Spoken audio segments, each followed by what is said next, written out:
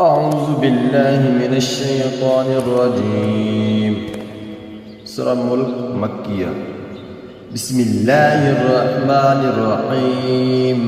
تبارك الذي بيده الملك وهو على كل شيء قدير. للذي خلق الموت والحياة ليبلوكم أيكم أحسن عملا وهو العزيز الغفور الذي خلق 7 سماوات طباقا ما ترى في خلق الرحمن من تفاوت فارجع البصر هل ترى من فطور ثم ارجع البصر كرتين ينقلب إليك البصر خاسئا وهو حسير ولقد زينا السماء الدنيا بمصابيح وجعلناها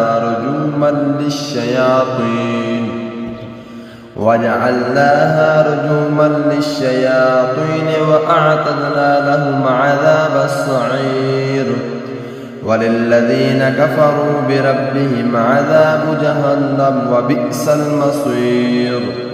إذا ألقوا فيها سمعوا لها شهيقا وهي تفور تكاد تميز من الغيظ كلما ألقي فيها فوج سألهم خزنتها ألم يأتكم نذير قالوا بلى قد جاءنا نذير فكذبنا وقلنا ما نزل الله من شيء إن أنتم إلا في ضلال كبير. وقالوا لو كنا نسمع أو نعقل ما كنا في أصحاب السعير فاعترفوا بذنبهم فسحقا لأصحاب السعير. إن الذين يخشون ربهم بالغيب لهم مغفرة وأجر كبير. وأسروا قولكم أو اجهروا به إنه عليم بذات الصدور. ألا يعلم من خلق وهو اللطيف الخبير. هو الذي جعل لكم الأرض ذلولا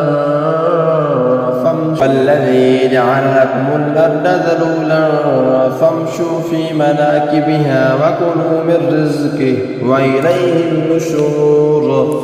أأمنتم من في السماء أن يخسف بكم الأرض فإذا هي تمور أم أمنتم من في السماء أن يرسل عليكم حاسبا فستعلمون كيف نذير.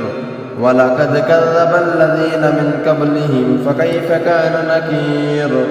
أولم يروا إلى الطير فوقهم صافات ويقبضن ما يمسكهن إلا الرحمن إنه بكل شيء بصير. أمن هذا الذي هو جند لكم ينصركم من دون الرحمن إن الكافرون إلا في غرور. أمن هذا الذي يرزقكم إن أمسك رزقه بل لجوا في عتو ونفور. أفمن يمشي مكبا على وجهه أهدى أمن يمشي سويا على صراط مستقيم. قل هو الذي أنشأكم وجعل لكم السمع والأبصار والأفئدة قليلا ما تشكرون. قل هو الذي ذرأكم في الأرض وإليه تحشرون. ويقولون متى هذا الوعد إن كنتم صادقين. قل إنما العلم عند الله وإنما أنا نذير مبين.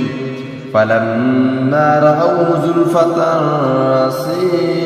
سيئت وجوه الذين كفروا